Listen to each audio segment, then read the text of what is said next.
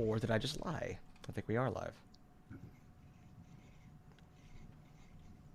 I told you, I'm very, very good at this. I'm just incredible at it. All right, you know what? You know what? We're just going to start. Okay. We're just Are going we to start. live? Apparently, we're live. Yep. Okay. Do we have a link? Yes, we will have a link quite shortly.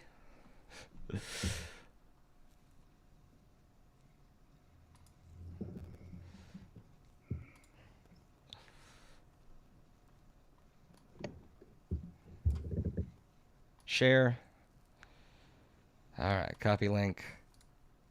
I want to send this to you on Twitter, okay? Okay. Luckily, they let you edit stuff in live streams. I can at least edit out this part. All right. Right. Just a minute. Okay. Yeah.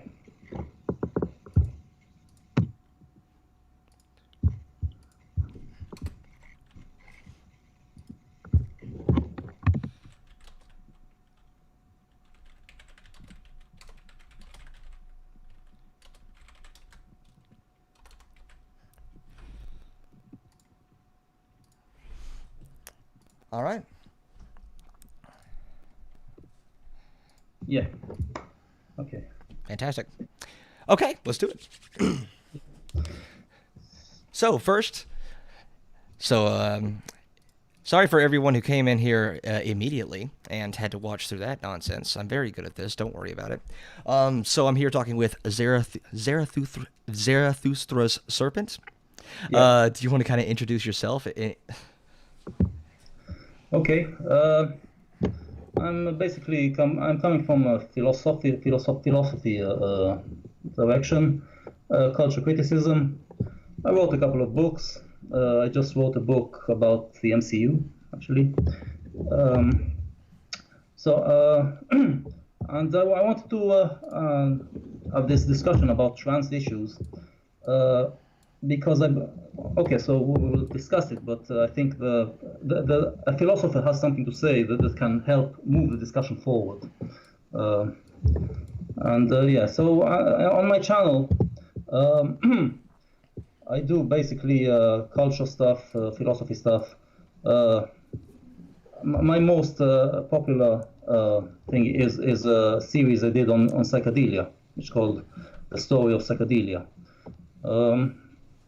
The series on Nietzsche, also very popular. So yeah, that kind of stuff. All right. So the impetus for this video, I know you said you wanted to kind of discuss trans issues with me for a little while now. Yeah.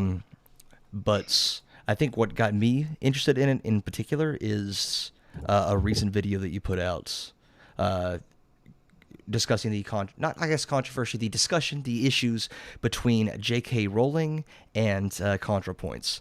So ContraPoints a Yeah. few months ago put out a video on J.K. Rowling to discuss a lot of the takes that J.K. Rowling had over the past summer, her infamous Turf Wars blog post, and so you did a video kind of critiquing both sides of that a little bit. So that's kind of the impetus for this debate, like this the current discussion that we're having right now. More than a little. Yeah. Yeah. So, I mean, you had a lot of points. It was a hour-long video. You said a lot of stuff, a lot of which I disagree with, but a lot of the stuff I thought was pretty based and definitely on point. So I have a couple of the points I wanted to bring up and where we disagree, but I also wanted to let you make your case of what did you make of that whole situation regarding ContraPoints and J.K. Rowling. Well, okay, this is, I actually wanted to get to it later in the video because I think this kind of, Oh, that's fine. We this, can put that off. yeah, it's another step because this is where ideology also comes in, on top of the language problem. Uh, I think that a lot of the problems stem from the fact that people misunderstand how language works and basically abuse language. On both sides of the debate, so for both the transphobes and the trans activists. And if we can just clear this up, we can have a much healthier and more productive discussion. So let me give. So I'll talk for a few minutes to give an example. So those who are anti-trans claim that if you're born woman, you can't change, or if you are born female, you can't change. Yeah. Now this is wrong, because female and woman are words, and you are not born with words. Words are not part of your biology. If you are born with, let's say, XX chromosomes, so you're born an organism, yes, a biological organism. Female and woman are labels that we use to define what you are. So that they're basically a construct. They are something that we, in our language at least, in our logic, arbitrary signs that we use to define you. And now those words are basically categories that they define many. So there are many women and many females, and everyone is different. Every organism is different. So the word is kind of encapsulates a large range of individuals and a large range of organisms. And because of that, there is no clear definition of what that word means. It's basically a collection of many attributes that that define you. And if you have a sufficient amount of these attributes, then you belong to that group that we label as, let's say, woman or female. So if the mistake that those anti-trans are making is, first of all, that they are attributing biological reality to words, and secondly, that they even if not that, they rigidly define words, like they say that a woman is rigidly defined as someone with XX chromosomes. And no, I mean, and this goes back to basically to the beginning of language. Woman has always meant a lot more than that. We didn't know about chromosomes when we started speaking. So woman is also is biology. It's a biological female, but it's also the behavior, the look, the social roles, all that. And if you have a sufficient amount of that, then you are a woman. So you can transition, and if you start your life behaving as a man, and you can transition to start behaving like a woman, and then you are a woman. Then you're and I mean it comes from your nature. You want to behave like a woman, yeah. If you are a trans woman. Yeah, can I give you a something from that would sound like a scary SJW postmodernist deconstruction of language, but one that I think that you would agree with? So someone once told me that we unnecessarily privilege biology when it comes to certain definitions. So in biology, sex is a very specific definition that would either be gametes or chromosomes, depending on the specific context within biology. But this definition gives us very, very little utility in 99.9% of human interactions, because those things at the microscopic level just are not visible to us, and therefore we are physically incapable of making use of that definition in a social sense. So we have to rely on some other means of definition, some other category of traits, to the point where like chromosomes and gametes, and even to a large extent, unless you live a much more exciting life than I do, even like genitals would never come into our definition of man or woman, because it gives us no utility. So we have to rely on things like secondary sex characteristics and presentation, both of which are far more malleable, especially in terms of presentation. So yeah, I absolutely agree with you, and I hope that even though that seems like a scary postmodern deconstruction, throwing science out the window, would you be amenable to that caveat, or would you be amenable to the point that sometimes biology is overprivileged? I don't know if it's overprivileged. Let's talk about the word, because okay, let's say woman we define it as gender, and sex, the biological sex is female. You can even change your sex, your biological sex, because biological sex is not just the chromosomes. Yeah. So if you start to if you let's say you transition, let's say you have a male body, but you start to transition and you do anatomical surgeries and you start to take hormonal treatments. Your body starts to function like a female body, mostly like a female body. And if it functions mostly as a female body, I will call you a female. Um, so, uh, and again, by saying that you are female now, I'm not saying that you are genetically female. You still have XY chromosomes. Um, but yeah, uh, it's not rigidly defined as your chromosomes. Yeah, there's a lot of other things, and if you have mostly uh, that other, and the thing is, it's not postmodern because the scary thing I think that the people are scared of is that they think that if we allow that, then it's like that. So then, I can just change the meaning of words uh, in any way I want. But no, like I said before, the word woman meant more from the beginning of language. Yeah, the word woman meant more than someone with who is a biological female. There's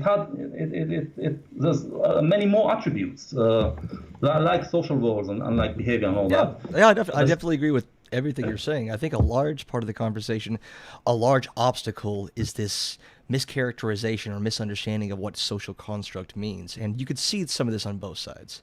So a social construct, like you said, all words are social constructs. A social construct is just something that doesn't exist innately in nature. It's something that exists because we agree it exists. I think a lot of people, so I'll talk about the anti-trans side first. A lot of people would think that, oh, because something's a social construct, we're basically saying it's fake. We're basically saying it doesn't matter, when that couldn't be further from the truth. As we said, language is a social construct, and it has an enormous impact on our day-to-day lives.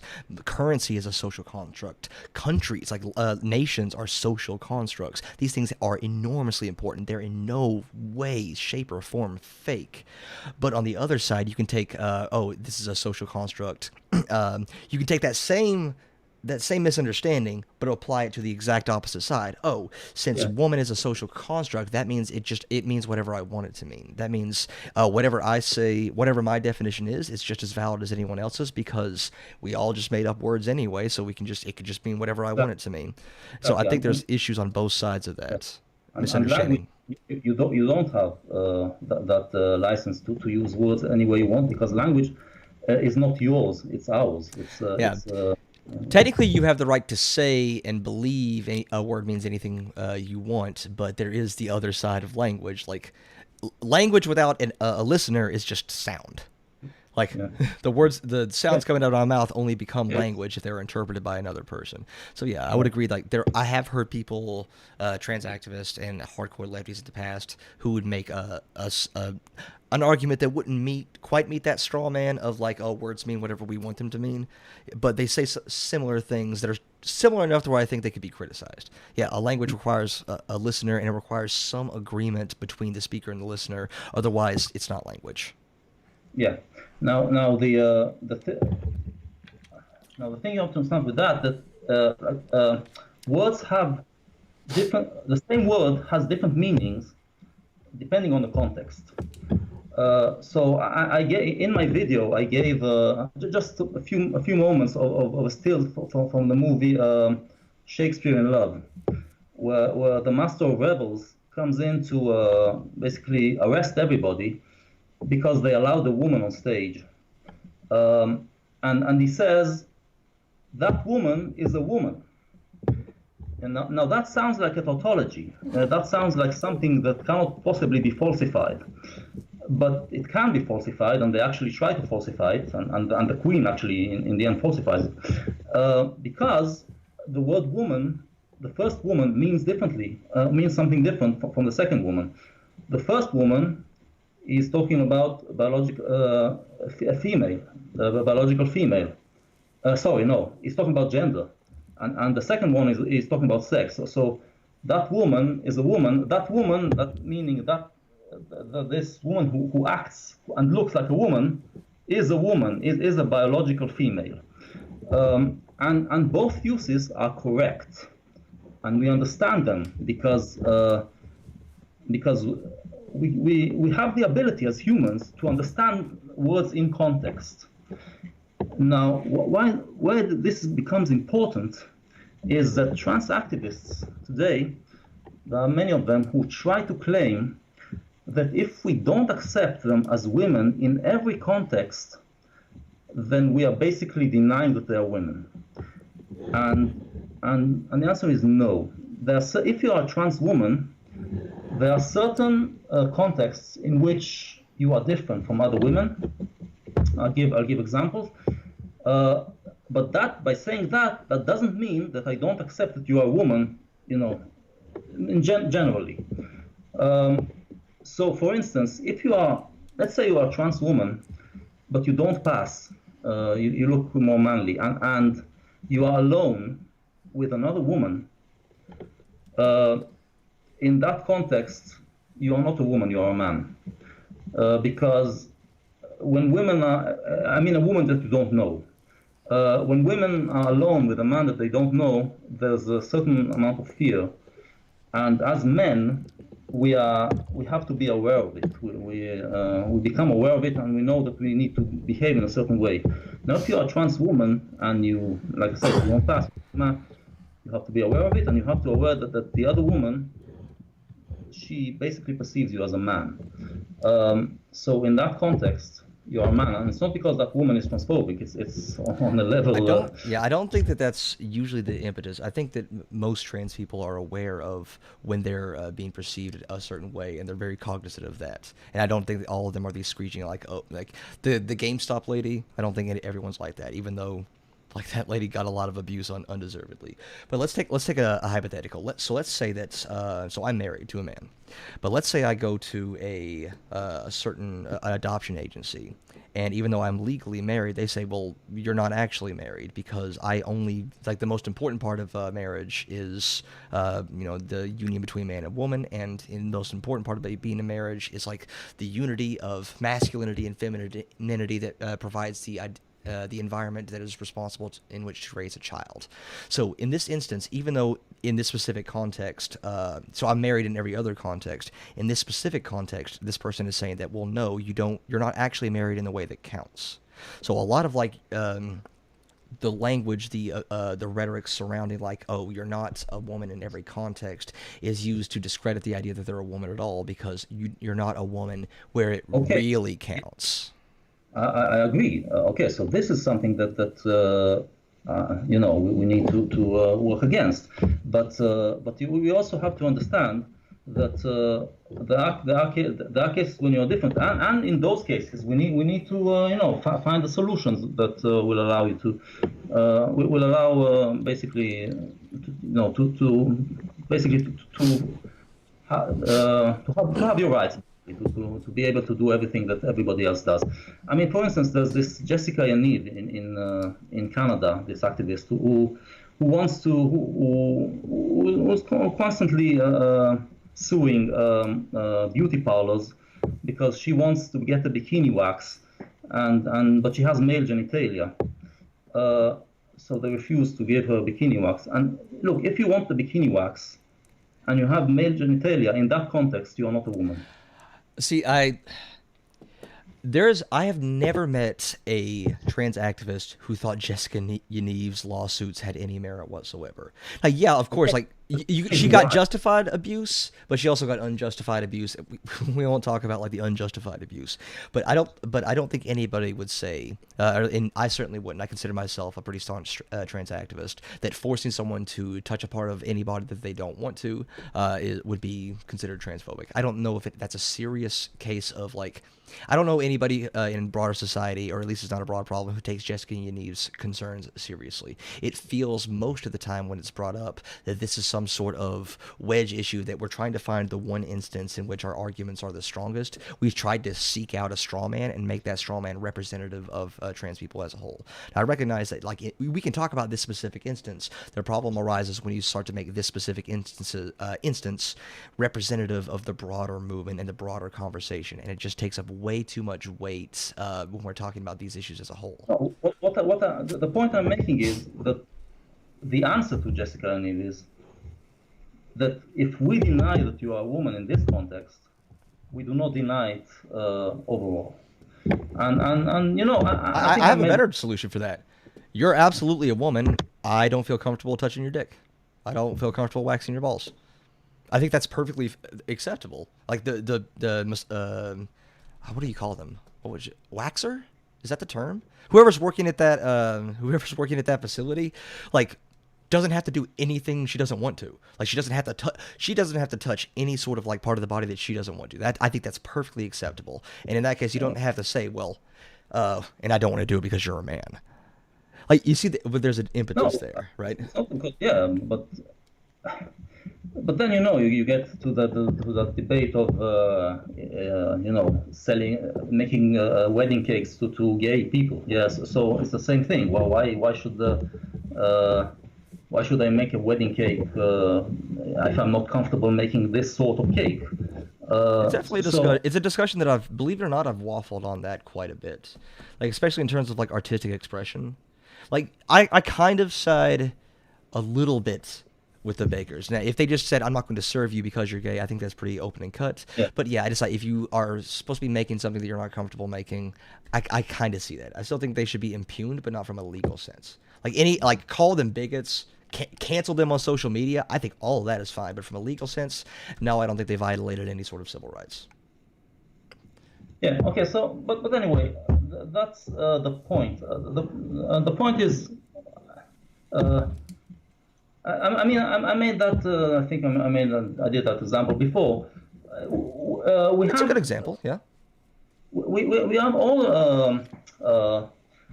There are cases in which I'm not a man. Okay. So if a thug comes to me and says he wants to have a knife fight with me, and he and his friends start to make fun of me for not wanting to fight, and telling me that I'm not a man because of it.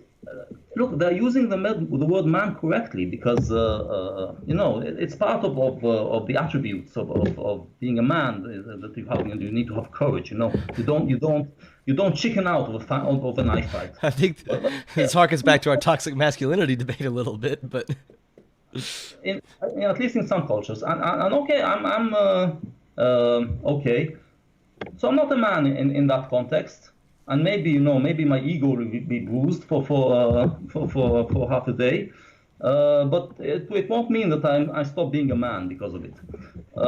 So these kind of things. What I'm saying is, language has this flexibility that words have different meanings in different contexts. You belong to a certain group in one context, and you don't belong to it in another context. And you have to understand that if we have a problem with you belonging to a group in that context, it doesn't mean that we are saying that you don't belong to the group overall. I mean, you know, there are other issues, you know, women's sports, women, you know, women's bathroom, all that. Those are discussions that need to take place, and I think we need to remove the whole issue of basically, you know, human rights. It's that we are saying that they are not women if we don't let them.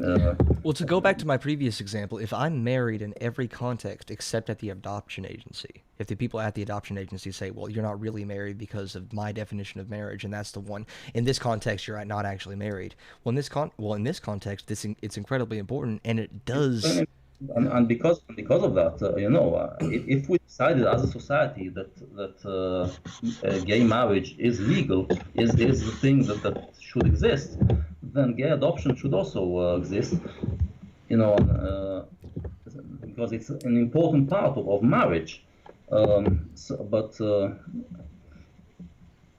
you know, if you start to discuss, let's say you talk about advice on pregnancy for a married couple. In that context, you're not talking to a gay yeah to a gay couple. Um, There's always this push and pull in society of whose discomfort is more valid. So if you're so let's take it out of the trans issue, but let's use an analogy. So let's say that you are a white student in the 1950s and you're genuinely from the bottom of your heart made incredibly uncomfortable by the black students who are now bussed into your class. I think it's fair to point out how uncomfortable that white student is while also saying, well, no, like your discomfort is not coming from a place that is going to make society better. And so we have to say that your discomfort is not as valid as the discomfort experienced by the abject racism of black people. These two things are not equivalent. And so in this case, we are going to say, like, you can feel bad, you got to suck it up. So and that's never easy, and it's never that, if you'll excuse the pun, it's never that black and white most of the time. But in this case, I think it's a pretty easy analogy to draw to say that 99.9% of the time, the discomfort people show with trans people is not valid enough to warrant an equivalent spot at the discussion. Again, like I said, I think that women, let's say the question of women bathrooms, women are made uncomfortable from, seeing a man basically enter the public bathroom, and that's a valid point, and there's a discussion to be made, to be had. There is. It's just whose voices do we amplify in that discussion? Yeah, and the thing that you know. Again, the big problem is that see the difference between me and J.K. Rowling on this. Apart from my book sold about 100 copies and hers sold a little bit more, is that for me, I believe that we live in a society, a liberal society that wants to help everyone have rights and be able to live a happy and comfortable life. And my worry is that we might get too overzealous with the trans rights and all that, because humans get overzealous. So I want to make sure that we are not getting overzealous when we're talking about trans rights and to the point that we trample over other people. I get where you're coming from. And this relates back to, I'm not trying to force it back into the video, but it's one of the points I wanted to bring up. I think this relates back to towards the end of your video, you point out, like, don't you realize how lucky you are? And this is an argument that I hear a lot.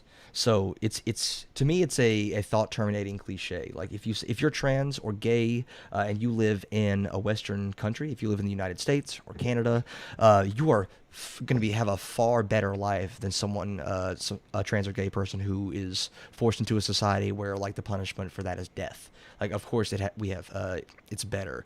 The reason I really think that is a very, very dishonest, thought terminating, and not how we should function as a society is that's essentially saying, one, no one's allowed to complain about anything in our society because it's worse other places. So it's just stop complaining is what that sentiment means.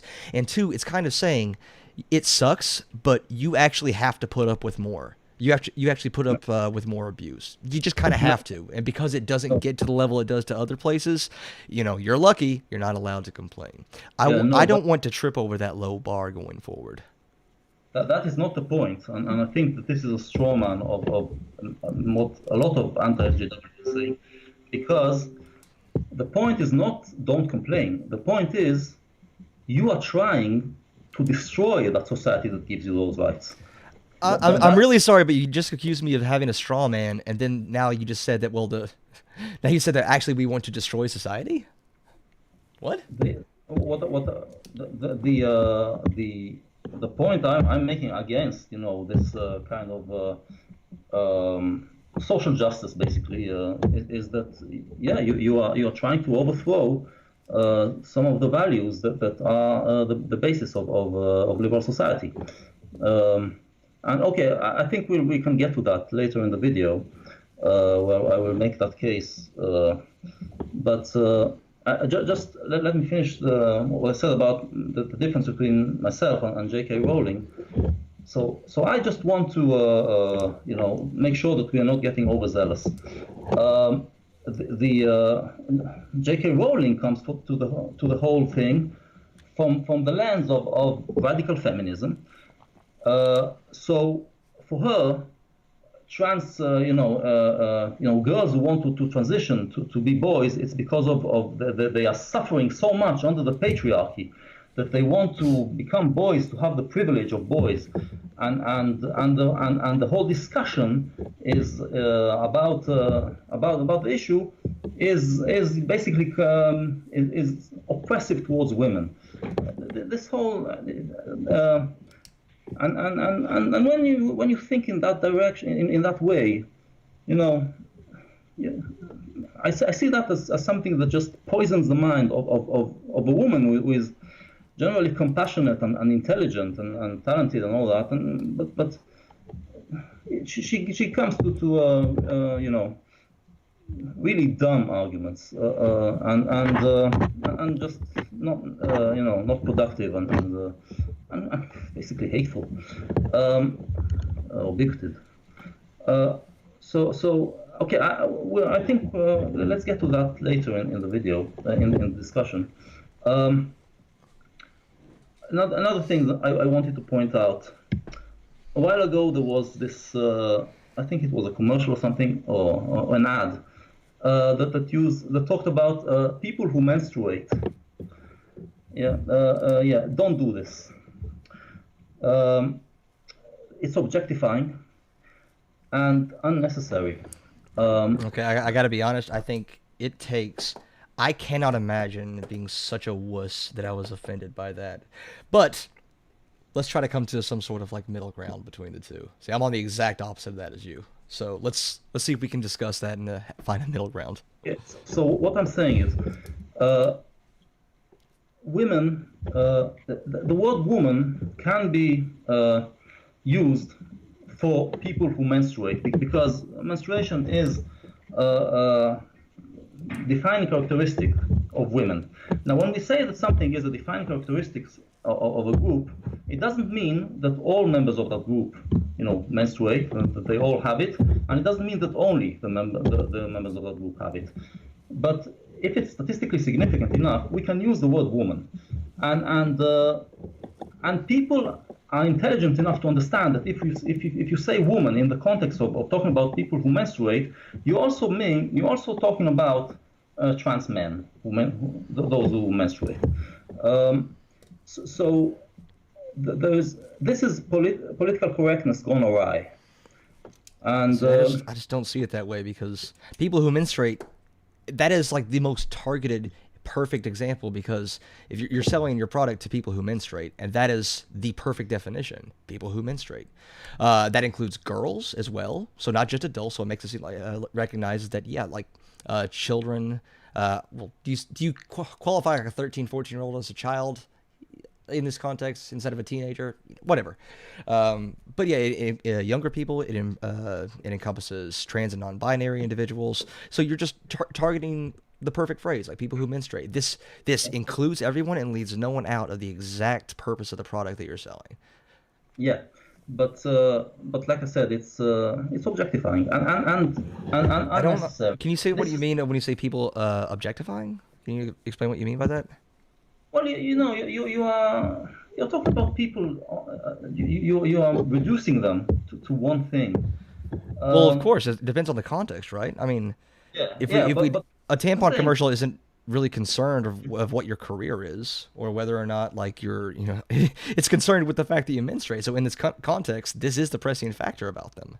yeah, but because it's the context, you can use the word woman.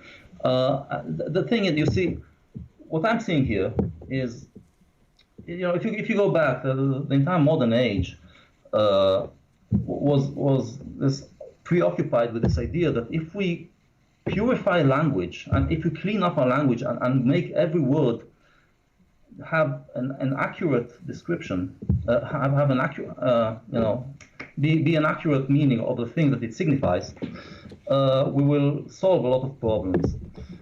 and this reached its peak kind of in the early 20th century, and then we realized that no, language is a lot more flexible than that, and words have a lot of meanings, like I said, the change in context and all that, and it has to be flexible like that, and because otherwise it won't function. And so if you start to to try to make clear definitions and just go too accurate, uh, it never ends. It never ends because You're making two different arguments. One that I really agree with. Like, I think that if you want to like make the definition of woman more broad and make it known that, of course, that has exceptions, like trans men menstruate, and just know that you're not left out by us using the word woman. I think there's a case to be made there, and I think I would agree with it. But the argument the other argument that you were making doesn't follow from that by saying that people who menstruate is dehumanizing, or I'm sorry, you said objectifying. I don't see how those two things follow from one another. Because I agree with the first one. Yeah, women can be very, very encompassing, and in this context, I don't think it's necessarily exclusionary of people who are not women. But the other one, the people who menstruate is objectified, that's where I'm not getting. I don't think we need to use. We don't need to get to this level of accuracy, and which reduces, which reduces humans, and use the word woman. It's look, I don't think it's a big deal, but I'm saying just don't do this generally. You just don't look to be so accurate. Like I said, it never ends. Then okay, a woman who isn't menstruating right now, does it include her?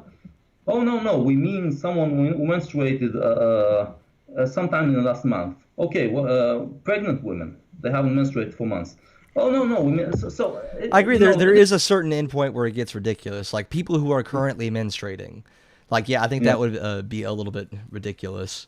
But I just don't know. But even then, it would just be ridiculous because it's too complicated. I'm making a general, just point. Yeah. I know, but the general point that I really disagreed with was the objectifying part. If you want to call it ridiculous, I would disagree, but I can see where it's coming from. It's the objectifying part. See, to me, objectifying means dehumanizing, and I don't think the word people could be by any definition dehumanizing. Yeah. Okay. Right. They didn't say menstruators. If they would have said menstruators, it would have been worse. They say people who, so it's not that bad. But I'm just saying, don't go in that direction. Don't start to try to just make these small categories of just accurate and based on one attribute of because it is unnecessary. We understand.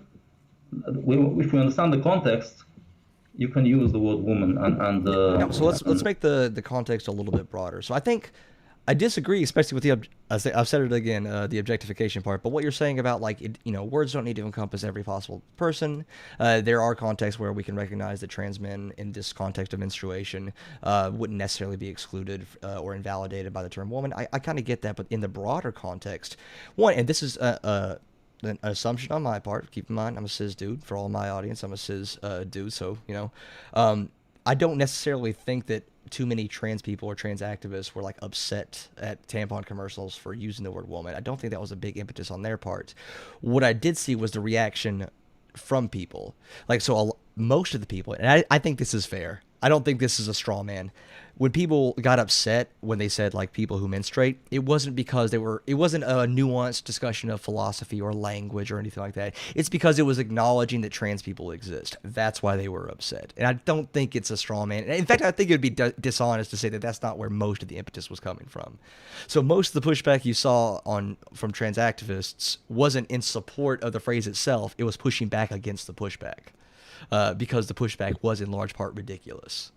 Would be, but you give the anti-trans movement more power if you act ridiculous. If you. But again, it's not trans people acting ridiculous. It's no. It's that company. I'm talking about society. you don't have to do this. It's not, and this is general, not just about trans. Yeah, just don't go in that direction of trying to be so accurate that you just reduce people. You want to know the ironic part?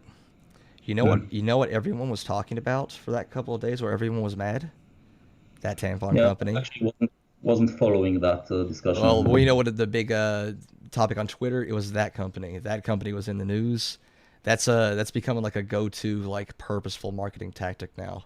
Like it's the entire. I would bet a large sum of money that that's why Burger King made their women belong in the kitchen, because they generated the outrage. They got people talking about the company again. So some of that is due to outrage marketing, but also like I still don't think it's a bad idea in and of itself. Like saying people who menstruate, I don't see it as objectifying. It's kind of a non-issue. So you were using that. I think you were using that to make a larger point about language. So we can go off of that. We have our disagreements, but we can go off of that and move on to more topics. Okay, so the next thing I want to talk about. Okay, so this gets more now. The whole idea of that trans people are pushing that gender is innate, gender identity is innate. Basically, the way I see gender identity, and I think the way it's traditionally seen, that it's your gender identity is defined by your biological sex and by your gender expression. And if you are trans, that means that you basically feel alienated to your biological sex or your gender expression that you were taught, or to both of them. But there are trans activists who claim that no, that it's a different thing. There's gender identity, which is not necessarily connected to gender expression and biological sex. So you can look like a man, and you can behave like a man, and be comfortable with it, but you're still a woman, because you have that's your gender identity, and like I said, identity, woman is a word. It's not innate.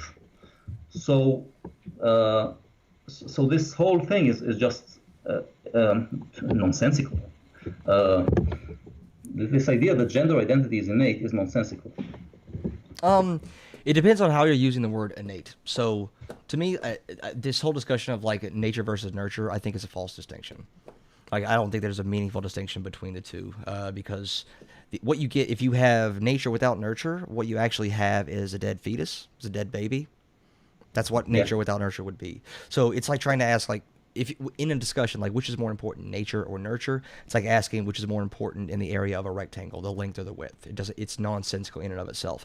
What I think a lot of people are saying is that, like, maybe if I had been born into a different society with my genetic makeup, I would have turned out differently. But I wasn't, and so, I wasn't. And so it's innate in the sense that I didn't choose where I grew up. I didn't choose any of these scenarios. And so it's by all intents and purposes innate, because these weren't arbitrary conscious choices on my part. It was my biology interacting with my environment. Because a lot of people confuse nature versus nurture with choice versus not choice, and those two are just But when they say that they would have been different, what they mean is that I mean, when if you realize that you have gender dysphoria, you realize it because you feel alienated to either your gender expression or your biological sex, or both, and this this, I think, is just a misunderstanding of language. It's the same thing. It's this idea that words are part of your biology, basically. That I was born a woman, and because of that, I want my brain tells me that I'm a woman, and because of that, I want to behave like a woman. No, you want to behave like a woman. That feels natural to you to behave like a woman, and because of that, you define yourself as a woman. You use the word woman is a label that you use to your the gender identity is a label that you use to define what you feel that you want to be. but the thing that you feel that you want to be is is defined by biological sex and gender expression. It's not that your brain is telling you, I want to be a woman. Yeah. I feel like there's a The little bit brain of is. waffling between the importance of the social aspect of language. So let's roll back. I'm sorry I keep going back to the same examples, but I got to go with my own identities. Let's roll back 20 years when we're talking about the gay rights discussion. Now, when we're discussing gay rights, a lot of it was I was born this way.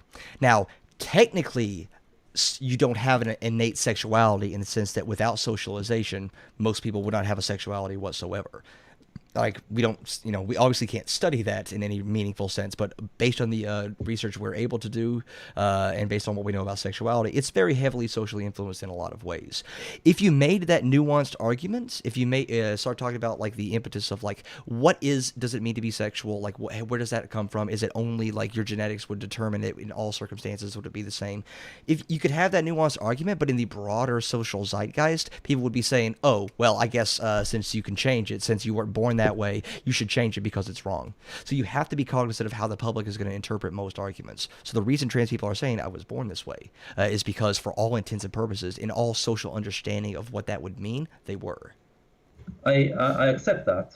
I'm just saying, it can, it can be detrimental to trans people themselves to think that, because I have seen it. I have seen, and this is teenagers on Tumblr and all that, but still, this kind of thinking that, I'm comfortable in my male body and I'm comfortable behaving like a man and all that, but I'm a woman. That's and I want you to, and the fact that you don't call me a woman, or all those non-binary identities, that's oppressing me, and they get into all these problems of feeling, that society is not treating them as who they are, because they think that inside they are something else, which is just nonsensical. If you don't have actual dysphoria, which means that you feel alienated to your to gender or gender expression or biological sex, then it's nonsensical to say that you have a different gender identity. I guess I'm having a little bit trouble following because it seems like pretty simplistic understanding of like what gender identity is. A lot of it, I mean, it is very different. Like, so there is a valid, in my opinion, distinction between gender identity, gender expression, and sex. I think those are all valid distinctions between each other. Were those the three categories that you kind of said? Am I missing one? Okay. Yeah. I think all those things are very valid. Like your gender expression can be different from your gender identity. So I am 100%, again, anecdote, I'm 100% a dude. Very comfortable in that gender identity, but I express myself in a lot of ways that people would consider not manly. Now, because that gender expression is often societally determined. Like, for example, is pink a girl's color or a boy's color? Yeah. So, no, that was a real question, not a rhetorical one. Is pink a girl color or a boy color? Yeah, that's socially constructed in our society. Pink is a girl. Of course. So you could be 100% comfortable in your gender identity as a boy, but you like the color pink, and you like the color pink, and you recognize that as a gender expression that is feminine, not because of any sort of, just because that's what society has agreed on. Yeah. And so those two things are quite different. And then, of course, sex is the distinct like biological components that are usually discussed in very specific contexts. Yeah. By the way, I was meaning to ask you. You in our last discussion, you claimed that gender is a social construct. Mm-hmm. How do you explain trans people then? Trans people, sure. Well, the same way I would explain it, in the same way I described nature versus nurture. So it's a social construct in the sense that like gender is what we agree that it is, and when you're born into a society, because we live in a society, I'm the Joker baby. When we live in a society, you have to adopt identities and means of interacting with that society based on the rules that are already set. So we're trying to find our way in the world, and we're trying to do so based on the tools that we've been given, which is determined by our societies. And so if you were born with a certain genetic makeup, that genetic makeup is going to make you more comfortable or less comfortable with certain identities that you can choose or that are imposed upon you by society. So I don't think in my opinion, that's perfectly logical, and there's no inconsistency. But maybe you found one. Okay, so I mean, when you say that, let me see if I understand. When you say that something, let's say gender, is a social construct, can be understood in two ways. One is that we are born tabula rasa. There's no, we don't have innate ways to gender expression ways. Yeah, innate expression. Everything is taught to us by society, and society teaches those who are born, male to behave like men, like boys, and those who are born female to behave like in a way that society decided that girls and boys should behave. Now, if that was the theory, then I don't see how transgender people are even possible. The other way to understand it is that we do have ways of gender expression. That means that there are behaviors that, as an individual, I feel more comfortable with, that are more natural to me, and that's something that's innate. It's part of my nature. But we are born into a society that basically imposes a gender binary where it tells boys to behave in a certain way and girls that they should behave in a certain way, which and that's kind of not the situation, because actually if it wasn't for society imposing that, then there would be no statistical differences between males and females in the way that they behave. Yeah, so you have the same amount of let's say aggression on the female side and on the male side and all that. So if I'm understanding, that's where the second one is more, the latter one is more is closer to your position. So the second one, so the first position was the tabula rasa one, right? The Yeah. second one was there's something innate there that is going to manifest. And yeah, I'm definitely closer to the second one. Like so all of us have certain base desires that we must fill. We are biological beings, and our number one goal from like a biological standpoint is to maintain some sort of homeostasis. So we want to ingest energy to fuel our bodies. We want to avoid pain. We want to. There are certain like primal instincts and primal desires that we're trying to maintain. Every physiological process in your body, including the ones in your brain, are geared towards maintaining homeostasis. The trouble there is that that's going to manifest itself in wildly, incredibly different and variant ways depending on the environment that you're placed within. If there's one universal truth about humanity, is that we are enormously adaptable. So the same body can be placed into the jungle 9,000 years ago, or it can be placed into a modern city today and still find ways to function based on the society and the rules of that society around it. So when I say, of course, there are certain, like your genetic makeup influences the amount of a hormone that you're going to produce, is going to influence the connections in your brain, all that. And so that's kind of like the building blocks, but those are going to be wildly different depending on the society of how those things are going to manifest themselves. And of course, there's the huge bimodal distribution of typical traits that we assign to people. Okay, so you do, because actually, if the latter was true, then 50% of all of what I said was true. Then 50% of all men and 50% of all women should be feeling gender dysphoria right now. No, that's not in any way, shape, or form. That doesn't follow whatsoever. If you say that there's no statistical difference between male and female, no, of course, no, wait, no, of course I say that.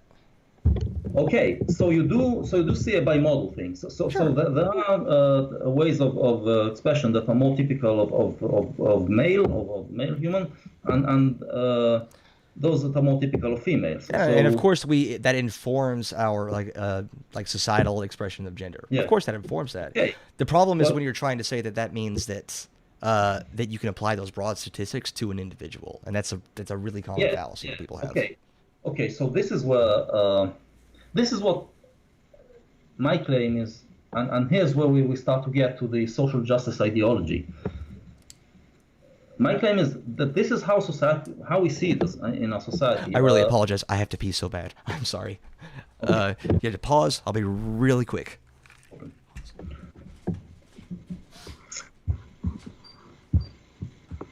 You know, the-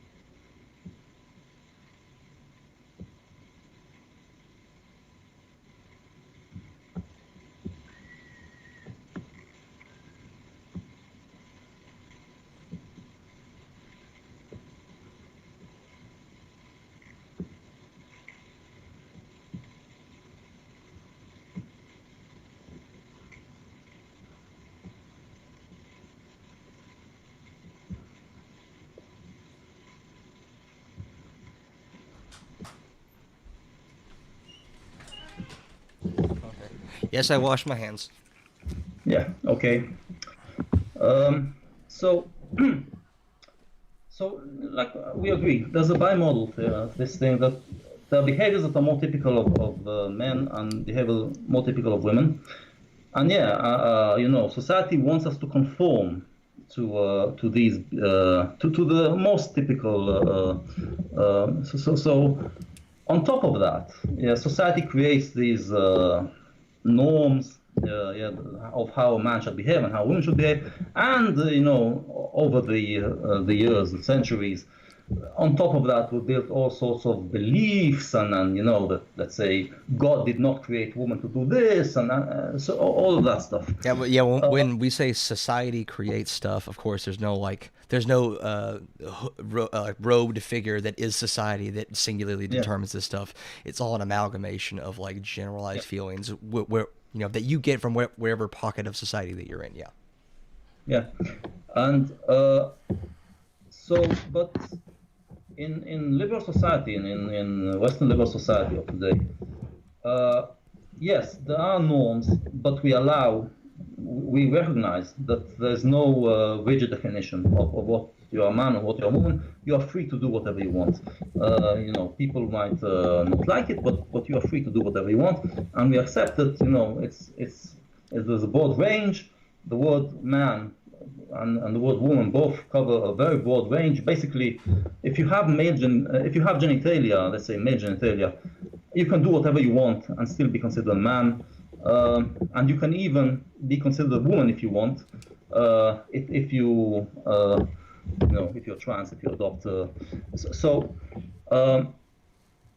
And the fallacy, what I call the binary fallacy, is I'm seeing that from professors. Professors are coming and saying, and are teaching that, oh no, we live in a society that is defining things in a binary way, in which you're told that this is a woman and this is a man, and if you are not that, that means that you are not a woman or a man, and it comes in all sorts of ways. I can send you a video that I made, and the and the fallacy, and the next thing that they're saying is that this is a form of oppression. You are being oppressed because you are not you don't fall under this you don't fit exactly with the norm. So, and this is just a lie. This is a fallacy. All right, Because so let's. All right, so I'm going to defend that a little bit. Okay, I'm going to steal man that a little bit and I'm going to defend it based on what you said.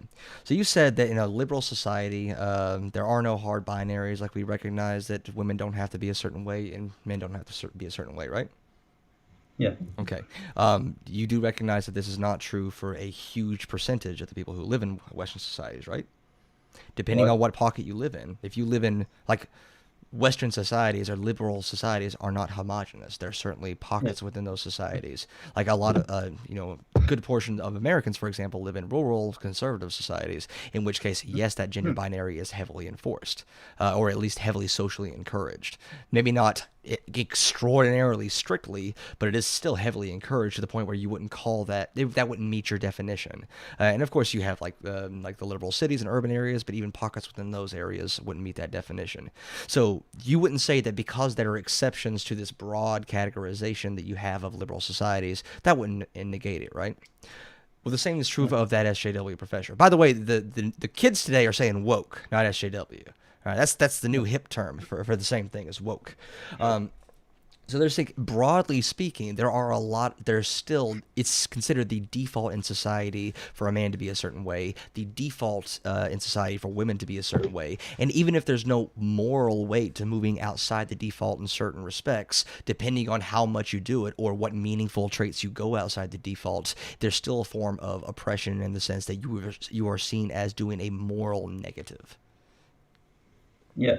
But okay, but that is not the nature of Western society. Those are uh, uh, groups that live in it, who are more conservative, and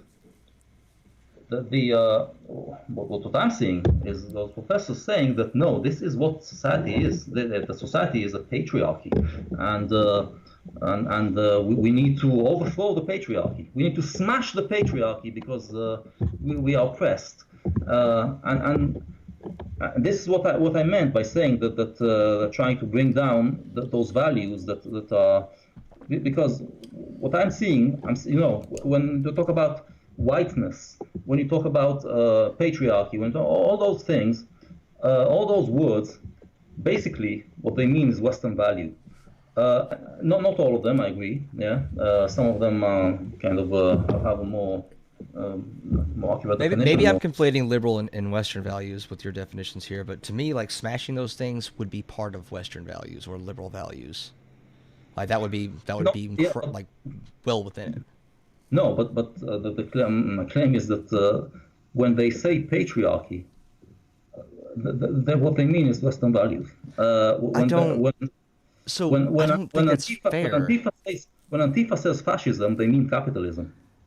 This is, and again, not all of them, but I'm hearing it a lot. Yeah, I'm hearing it a lot All right, from you're gonna hear something from me that's similar. All right, you didn't say the word, but I think it fits the spirit. I want to smash heteronormativity. yeah. All right, so what do you think I mean when I say I want to smash heteronormativity? Yeah, okay. Heteronormativity is is just is just okay. I can get why you want to smash heteronormativity, but when you say I want to smash the heteronormative patriarchy, or as kids today are saying, not kids, it's professors. I want to smash the imperialist, white supremacist, heteronormative, cisnormative, capitalist patriarchy. Um, what you're saying is basically that Western culture is a structure of oppression that you want to smash. That is the meaning. One, I really don't like it when people get to define what the real meaning behind what someone else says. That makes me No, super no, uncomfortable. Like no, James it's Lindsay not. does that all the time, and he's a fucking Yeah. lunatic. But No, but you seem to be amenable to me saying like, "Hey, I want to smash heteronormativity." You seem to offer yeah, some yeah. nuance there. Why in that instance, why is me saying I want to smash heteronormativity okay? Because you're not talking about structure then. You're talking Sure I about am. something, about a norm. You're talking about a norm, and if you Well, want to norm and go, structures aren't completely separate, right? hmm? Norm and structures aren't completely separable, right? There are structures in place in the broad sense of the word, and those structures are in large part responsible for upholding and perpetuating norms. So in that case, I would want to smash that structure. I'm Yeah, putting smash I'm in saying, quotation marks because I don't want to have that I'm saying violent though, connotation. that the liberal structure is built, like you said, to smash norms. We live in a society that wants to basically become, more better, more enlightened, and and that means rebelling against norms and creating better norms, constantly creating better norms. What I'm hearing, and the reason it's not a straw man is that I'm hearing, I'm also, as a philosopher, I'm also trained to hear what the meaning is, to get the meaning. And what I'm hearing a lot is is this will to basically destroy. It's a lot of it is because they hate capitalism, and but it's this will to destroy. The claim is that the structure of Western society is designed to oppress. And if we want to end oppression, what we need to do is smash Western society. All right, I'm still getting some conflicting, like, liberal society is wanting to smash norms, but if you say you want to smash norms, you want to smash liberal society. I'm No, still getting a not little bit of conflict not there. smash, All right, no, not smash norms. Smash the structure. all right. So, what do you think that that woke professor? Remember, we're using the new words. What do you think society would look like if they had their way and they successfully smashed the patriarchy? What do you think that would look like?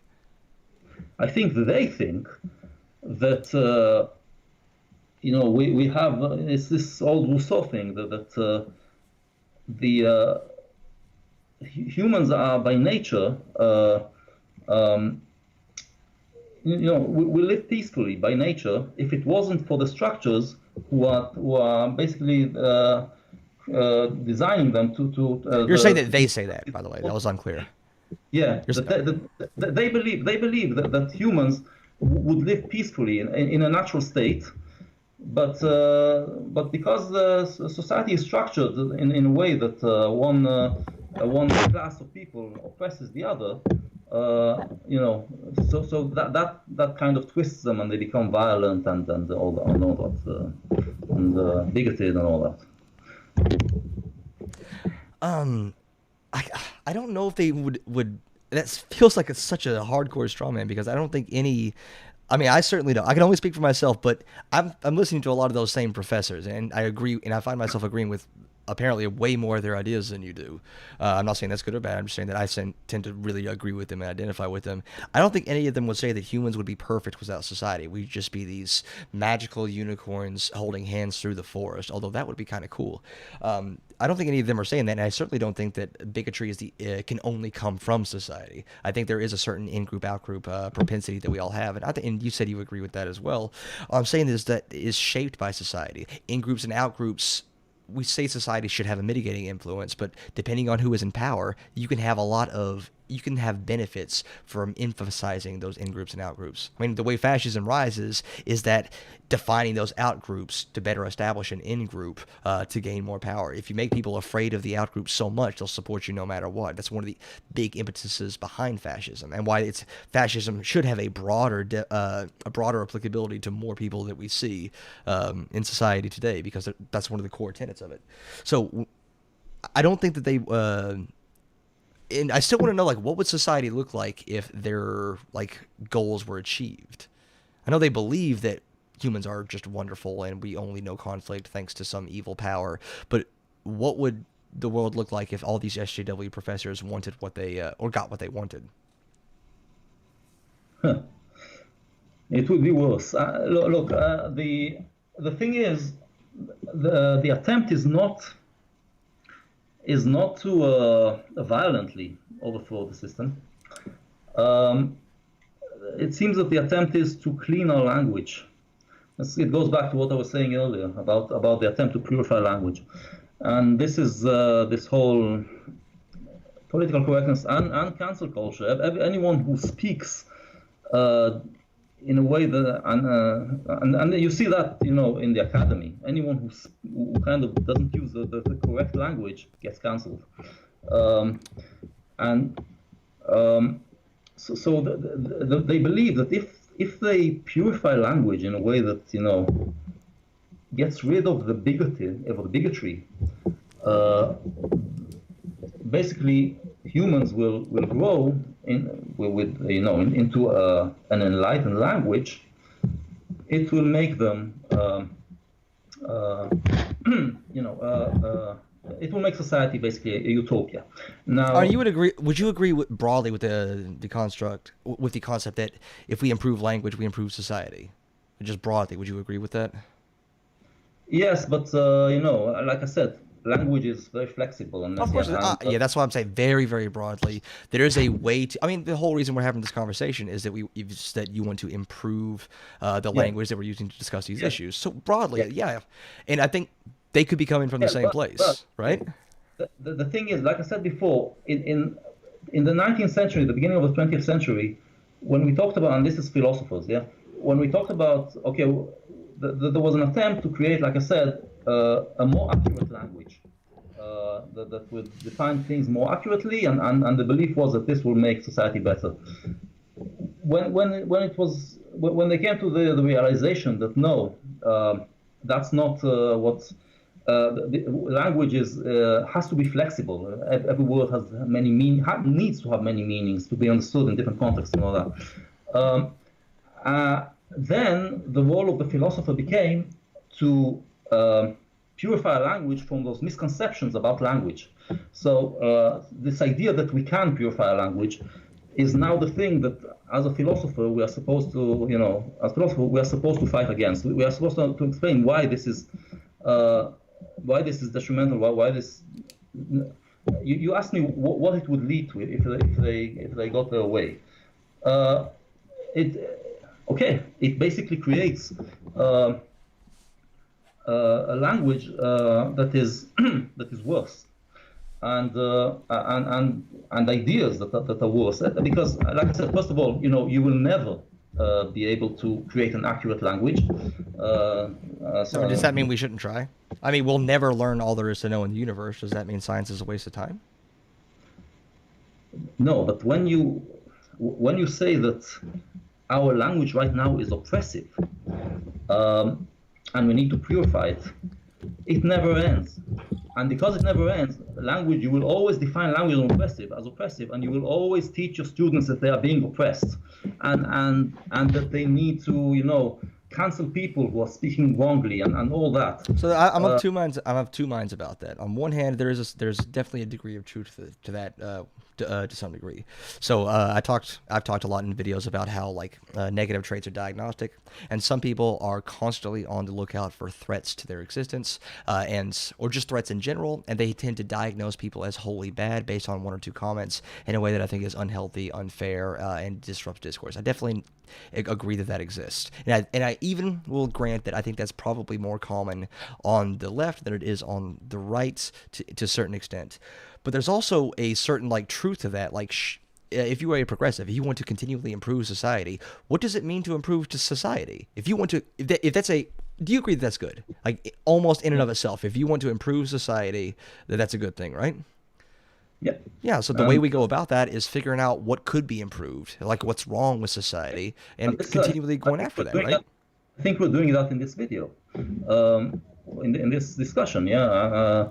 The way to improve it, like I said, we can improve the debate by understanding that we are abusing language in some cases, and then we can, once we improve the way we talk about it, we can go on and discuss the certain issues that we have, like women's sports and all that, in a way that is more constructive, because I'm sure that there are solutions to all those problems. But the thing is, like I said about J.K. Rowling and ContraPoints, instead of talking about the issues, the debate is about who is oppressing who. Is it the systemic systems of systematic sisterhood or the systemic systems of systematic normativity? What is the? Uh, this is not constructive, and see. If done incorrectly, any no matter what how good your ideas are, if your rhetoric is bad and if you don't talk about them in a constructive way, of course. Like although talking about cis heteronormativity, I think in a thoughtful way is very, very constructive because it highlights what are the norms and defaults that we consider to be, well, norms and defaults in society, and that's worth talking about. Like there's a lot of data, empirical research to say that white is deemed as normal, as default in America. There's a lot of research to say that white is default, and that if you see someone who is not white, you do not view them as a default American. You view them as like an offshoot of American. That doesn't have to manifest itself in bigotry, but that can help us to explain where a lot of bigotry comes from. Same thing when I went to smash heteronormativity. I'm like, this is something, I know it's an anecdote, but I think it can have broad implications. I'm always a little bit hesitant to bring up my marriage to my husband in broad company if I don't know the people, because that's going to be, even if they're not homophobic, that's still a shock to their system that will make them like a little bit more uncomfortable, not out of any source of prejudice or hate or bigotry, but just because I went against norms that they were expecting. And so, yeah, but this is but this is this is human nature. You can't change human nature. I don't like going back to that's human nature because of course like you can't like because what is human nature? It's biology plus environment. If you can change the environment, you can absolutely change human nature. But human nature is that you are afraid of the different, of the other, of things that you are not familiar with. So the way to change it is to make them more familiar with it. But you will not change the fact that humans are afraid of the different. Yeah. So the way if we're talking about trans or gay or whatever, when people become more familiar, they become less bigoted. So the way to solve it is to have more debate, more discussion, not cancel culture. Because what is cancel culture doing? It's suppressing debate. Yes, it's anyone who speaks wrongly, gets. Can I ask you what your definition of cancel culture? It comes from this idea that we need to purify language. So anyone who is using the wrong terms needs to be deplatformed and that we won't hear from him again. So do you think so are you aware of the Cardi B and I forgot the other girl who danced at the Grammys and like a very provocative, very sexualized dance would you say that they were canceled on Twitter? Would that meet your definition? Like they did the wrong thing, so would you say that they were canceled? Well, I don't think that they were, the platform. They can still do their thing. But you think they generated a lot of outrage? Like they generate a lot of outrage. This is what pop culture does, and this is the fun to enrage conservatives. Oh, definitely. But I probably wouldn't call that canceling either, right? Because you have the outrage, right?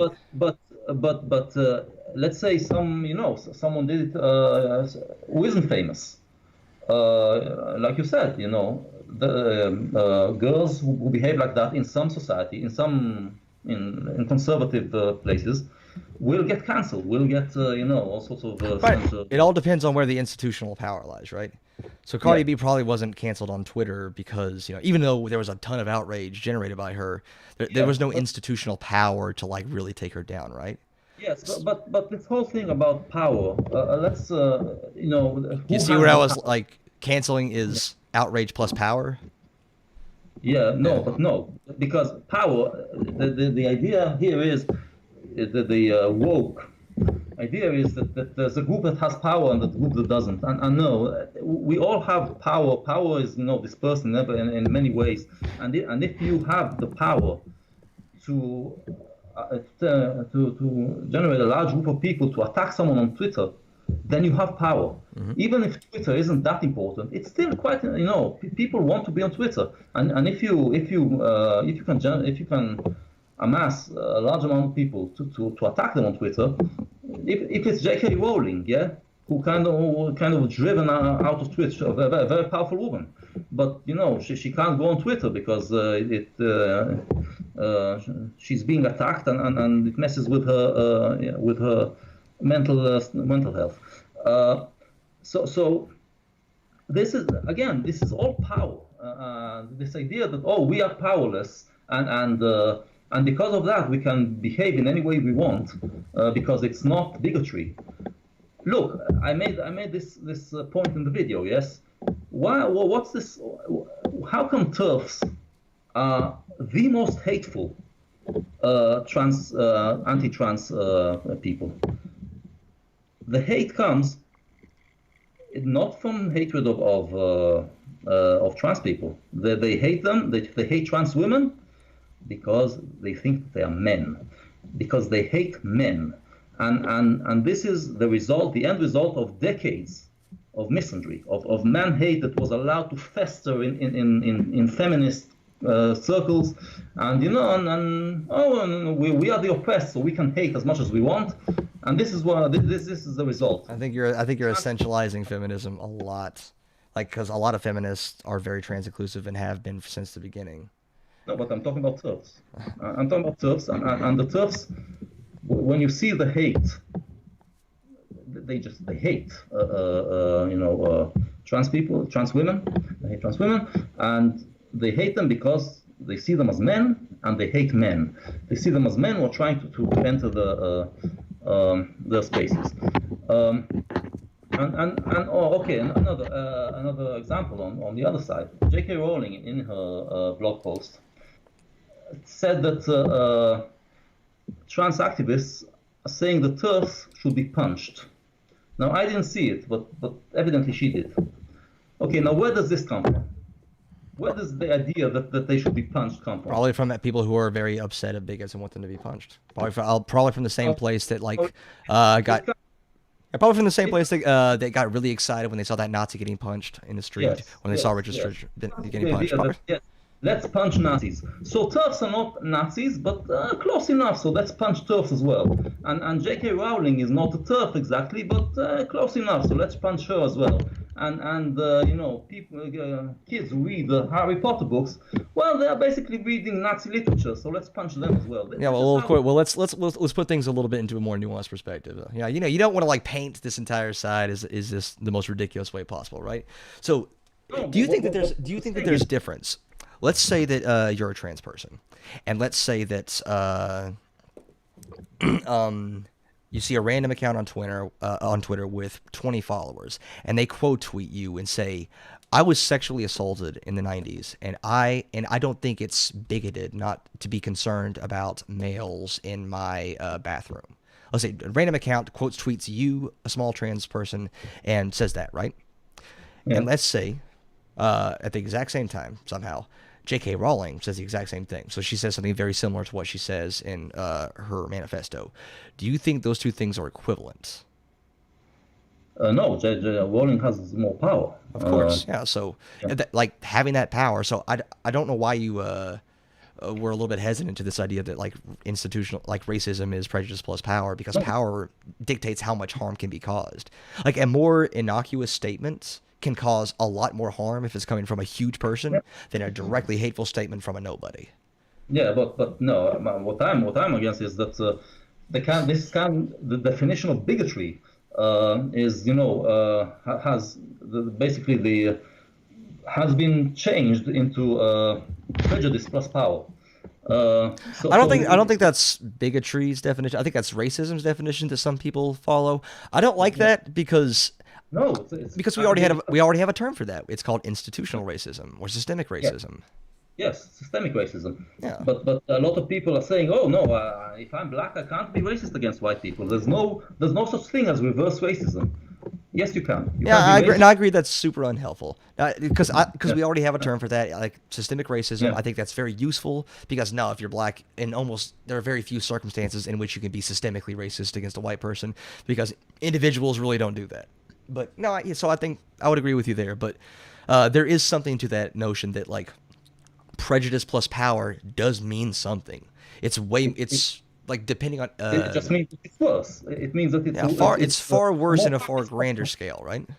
yeah, it's more harmful. It's a more harmful form of bigotry, and but what the other thing I was saying is that every one of us has power in some ways, and we can have power over someone in some context. So we should always be mindful of that. It's not like I'm against this you know. Basically Marxist idea of dividing society into two classes of the oppressed and the oppressor, uh, which is, by the way, when people are saying why are you calling it Marxism, because of this. This is the thing, and this is the thing that Marxism, social, sociologically, Marxist sociologists uh, that's the approach that society has two classes, and we find that in this woke ideology. So you might definitely you probably definitely disagree with this simplistic binary, which awesome rejecting binaries based between like you're either an oppressor or you are oppressed. I think I would disagree with that too. It's like you're either one or the other.